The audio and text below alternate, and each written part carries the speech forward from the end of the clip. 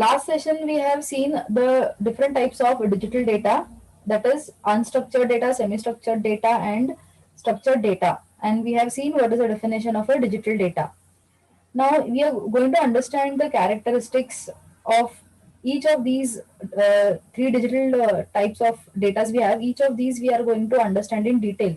Like what is the characteristic, how do we identify, how is it stored, how can we retrieve that, and what problems do we face when we are working on such kind of a data, what are the advantages.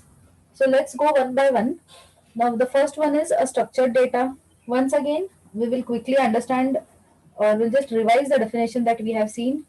So the data basically which is organized or which belongs to any model, any data model or a data which is going to be organized in terms of rows and columns. Rows and columns means what is the data model here? It is going to be a table in a tabular format or a schema that, like for a relay, if you talk about databases, they belong to schema. You have used these terms called as schema.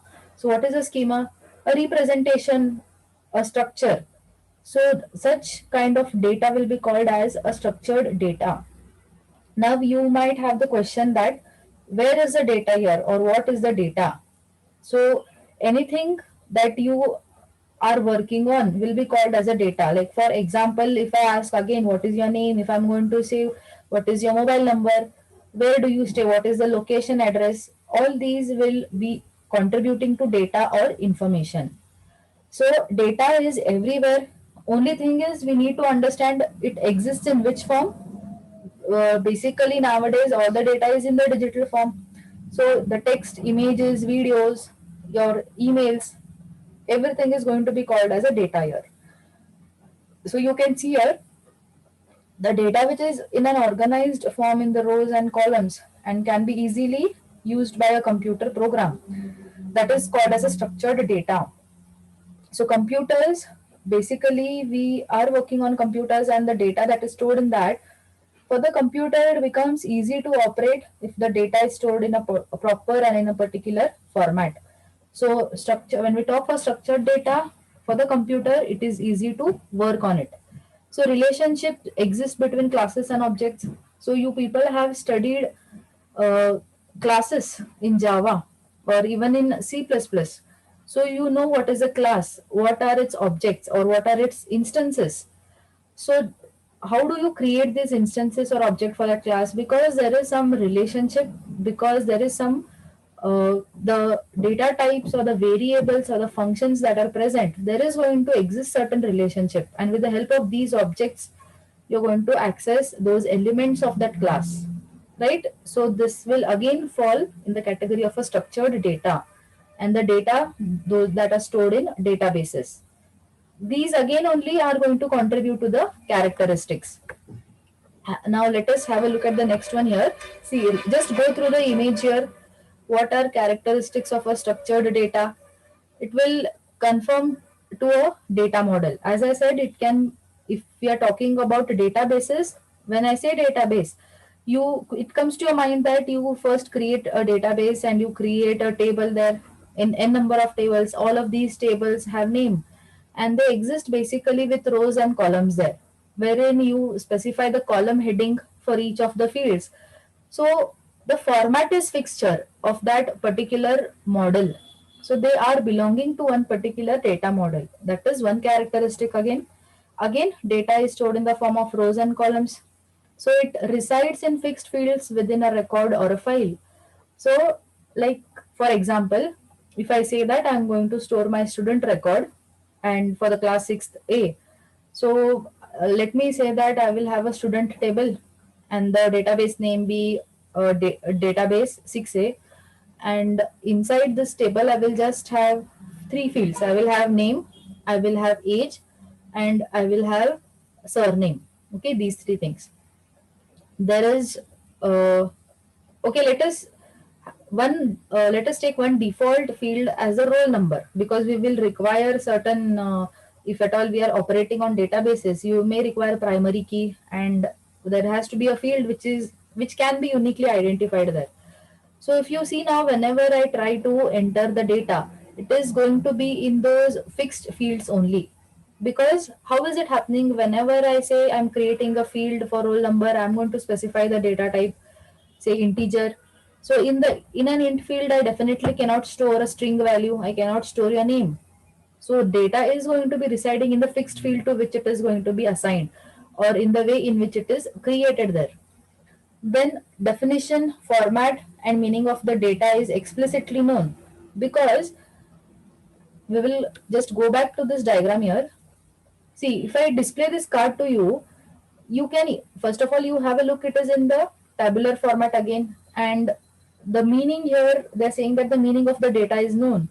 So just by looking at the fields, or what you say, the column headings, if you just look at the column headings, you are very much sure what kind of a data is going to be stored inside that. So if I am going to say patient ID, it means the unique numbers, the unique IDs with which a patient, all of the data can be fetched with making it as a primary key.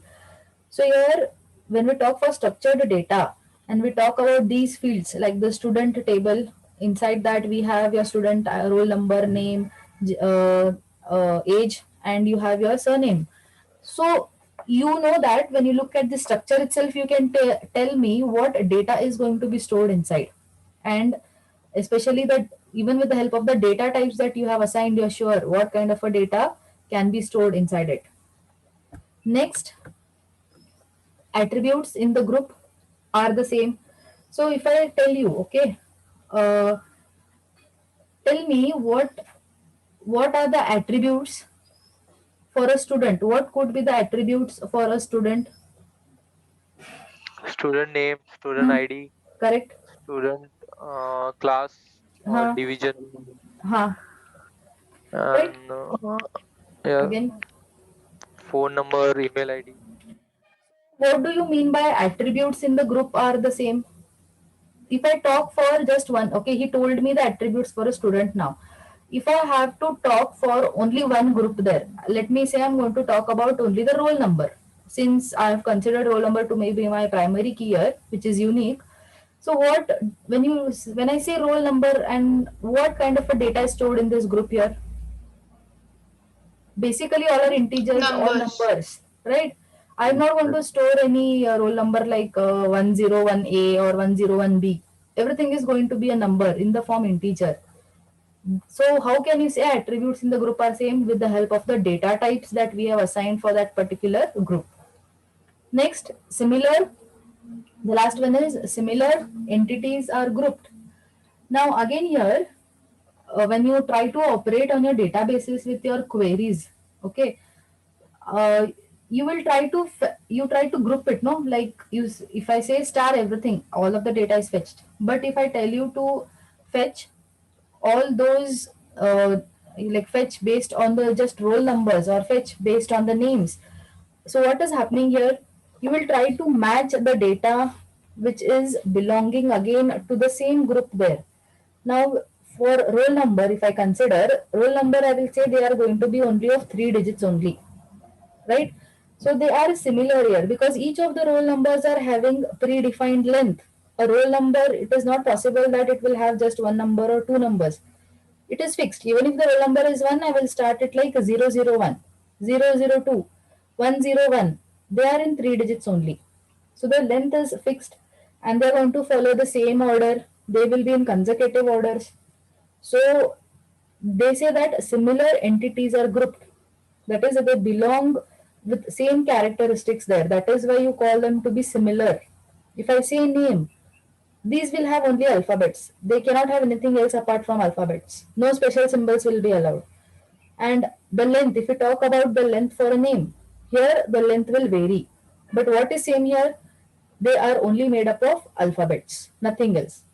So these are some common, very common characteristics which you can just write based on your understanding and just draw this diagram in terms of marks when it is going to be asked for say 2 marks. You can just draw this diagram. If it is for 4 marks, draw this and just state the same points there.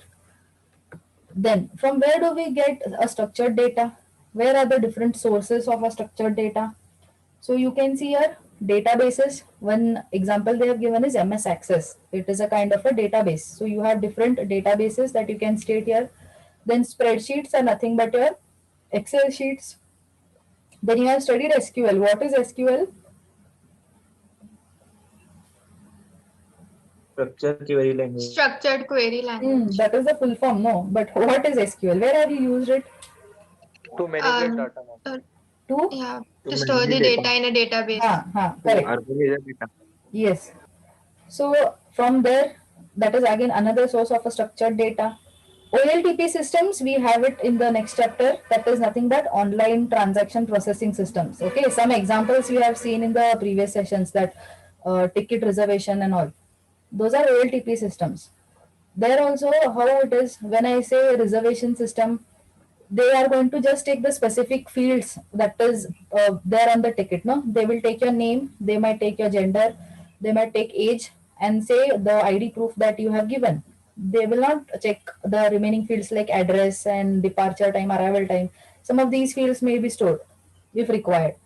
So that is online transaction processing systems. The data that is there, that will also contribute to the structured data. So in detail we have a unit on that. So there we will cover it. So again here, if you have a look at all these database, spreadsheet, SQL, and OLTP systems, you can easily say that the data here is again stored in the form of rows and columns. That is why we are saying that these are the most common sources for structured data. Then if I tell DBMS, or if I just say database also, uh, what is the main characteristic here if I have to talk for fetching of data? Retrieval, I mean. Like you perform queries. So if I have to say update a field, or if I just want to select certain part of a table and display some of the data I need to display, what are you going to make use of? You will probably try making use of a primary key, trying to fetch that data by indexing, by trying to point it to something, and based on that particular index you try to fetch it. So the very easiest possible access to fetch all of the data that you have stored in a table or in a database is with help of indexing, and which can be done mainly with the help of a primary key or the unique values. So this is the most convenient way in a database. Now, after understanding the sources, now let us understand what are the advantages, or why is this structured data said to be so useful? Why do we feel that it is more priority is given to it when compared to semi-structured and unstructured? Why the structured data is on the top? Because it of these certain advantages. First thing is the storage. Now, data types. Can you tell me which are user-defined data types and which are defined data types? Defined are basically built-in data types. Which are the built-in data types you have used? Where, char, Hmm.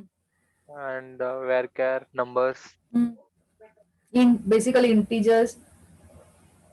If I have to talk about very common that comes to your mind is int, float, char, double, right? What are user defined then? User defined are structures and Hmm. unions basically, but if we come to non-primitive ones, then we have arrays and then Yes. collections, Yes. different types. Correct. Very correct. So these are the different data types. Now you have used it for so long, okay? For a period of 3 years now, you have been using it. You know that storing of data is so easy when you specify the data type. It automatically tells you what kind of a data it expects and what kind of a data cannot be stored in it. Because of these data types that are present. See, if I go back to this, no, if I go back to your data type databases, or even for the SQL, or even when I say OLTP systems, in OLTP also data is stored in table format only there. That is why that fetching and retrieval is easy. Working on that is easy because trying to store in the database, because we are able to perform queries. So when we specify these things, look at these things here. When I specify to store the data, I'm making use of the data types. With the help of these data types, I am trying to store my data. That is why it comes in a structured format. If I will, instead of just saying int a is equal to 2, instead of saying this, if I will not specify int, okay, I'm just going to say a is equal to 2. If you come to other programming languages, you know that if I have to specify 2 in single quote, it will be treated as a string. And it will also be treated as an integer when we do not specify single quotes or double quotes. Like in Python, you have studied. So here, when we talk for data types, with the help of these, the storage is becoming easy. That is why it is a part of the structured data. Everything is fixed there. Int means only numbers. Arrays means similar kind of items are grouped together. All integer kinds or float, all char. Next is the scalability. Scalability is basically trying to increase in data. So this is not going to be an issue. Why is that? First thing is we have to understand with the upcoming times and in the near future, with the use of technology increasing all over the world, and even with the current pandemic situation, everything is turned online now. So the data that is getting updated globally is also more, and with coming time it will only increase. It is definitely not going to decrease. People are not going to stop using smartphones, laptops, all these gadgets. It will only increase with time. Maybe today you are using 1 or 2 laptops, tomorrow you might use 10 laptops. Instead of using one smartphone, you will have 3 smartphones. So the data is going to increase again. So if this data is increasing, it is going to be again stored somewhere. They're going to have to study this data, so they're going to store it. So again, storing a structured data is becoming easy because of the format that exists for this. And everything is like, it goes like a rule, if it is numbers, it is going to be in int. If it is a string, it is going to be in a particular string or a char type. So everything is fixed here. So even if the data increases in the near future, for the structured data it won't be a problem to store it. Next thing is security. How do you provide security, tell me, for any kind of a data? What could be the different ways you provide security? Encryption. Encryption at the very basic level, say, even not even going for the actual ways of encryption and decryption by providing public and private keys. Even if you go for very basic level, you at least can provide a database password. At the 0th level, I'm talking at the very basic level, you can definitely provide passwords, you can provide authentications. And as you move higher, you have all these encryption techniques and decryption techniques. So with the structured data, it becomes easy because everything is again stored in a format or is compact there. See, when I say database, no, and you have 10 tables inside database, if I'm going to encrypt the entire database only, that particular database name only, all the tables inside it are getting encrypted also. It is not like you can access one table and other 9 are going to be secured. No. All of that, even if I provide a security for my server itself before I log in, so everything is stored safely there because that is again a structured data. Next thing is updation and deletion. So this becomes again easy due to structured format. You can tell me it more because you have worked on DBMS. You have performed queries for updation and deletion. So how do you write query for, say, just updating? If I need to update a student roll number, how would you do it? You are going to specify the table name, you're going to specify from which database it is, and the field name. So what is happening? That respective, if I want to update roll number 101 to 105, only that roll number is going to be updated. Will others also get affected there? No, because the way it is stored, because the way in which the data is stored, it becomes easy for this. Even deletion, if I need to delete a particular row, I will just specify its primary key there. I can delete it just with the help of the primary key, or by specifying just one field, all of that entire row could be deleted. So working on a structured data, when you compare it with unstructured or semi-structured, is definitely easy, more easy. Next thing is a little, again the same thing is put up here in the diagram, so you can even draw this for the exam in from the terms of uh, marks, exam oriented I'm talking about here. Next thing is the a little more extension of why structured data is so useful. Okay, you are going to tell me this, it's very easy. You people have Understood now so far. You people have used databases. So what is retrieving of information? Ma'am, reading the table, we can easily read once we provide the proper conditions. Yes. Elaborate it a little more. Anyone else? We'll talk to the CR and LR. Who is the CR? Rishikesh. Yes, ma'am. What is retrieval of information here? Or even Ma'am, say retrieving. just take a database and tell me. If I say retrieve, what comes to your mind?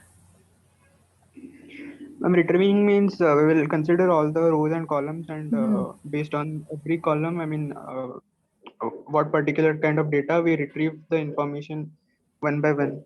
Yes, means basically you're trying to get that information. Like if I when I say structured data, no, the very easiest thing you can do is try to imagine a database. Everything is in terms of rows and columns in the table there. So if I ask you to fetch a particular value, that is what is retrieving. Getting the information becomes easy. Then what about indexing and searching? Krupa? Ma'am, then while fetching some data, if we want a particular item from a table or a row, then by providing the indexing value, we can fetch that. Can you give an example? Like example, there's a database Hmm. with Divya, Rishikesh, Aditi, Rohan, Hmm. Rutik, Hmm. and they have their particular roll numbers. Then I want to fetch Ritik, but I don't know his roll number. But when I put the element as Ritik by searching name indexing, then I'll automatically retrieve even his roll number along with it. Yes. Then what about data mining data or data mining? Whom let me ask Rutik. Is there? Extracting. Extracting. Elaborate it a little more in simple terms. As and how you have understood, you can tell me. Ma'am, there are 3, 4 tables, ma'am. We want to extract some of the data. Hmm. Then we can use keys and we can extract those data. You can extract it. Okay. Rohan, Yes, ma'am. what is last one? BI operations. Again, data mining is mentioned there. So like If you are we are aware of. extracting also, we are extracting at the same time we are like storing the data, like warehousing, etc. Your voice is not audible to me. Ma'am, hello. Yes, now it's better. Uh, I guess I don't know like specific, but if I like Hmm. per my like knowledge, it's like extracting the data and even storing at the same time. Yes, yes. That's what it means. Let me again ask a few people here.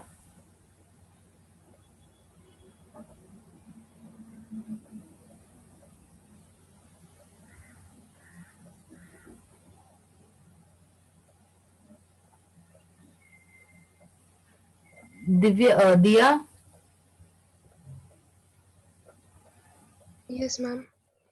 can you tell a little about data mining and BI operations? What could be where you have? I mean, you have internet right at your hand. All of you are watching this through mobile or laptops. You can browse what is data mining, what is data warehousing. Can you tell me what are these two things? Um,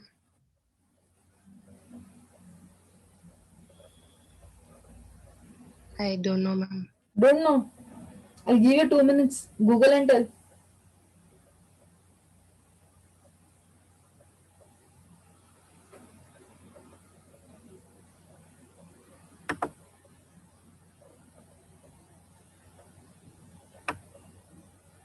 Aarti,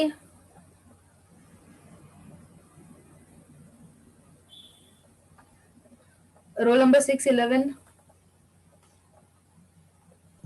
Yes, ma'am. Google and tell me what is data mining, what is data warehousing. Yes, ma'am.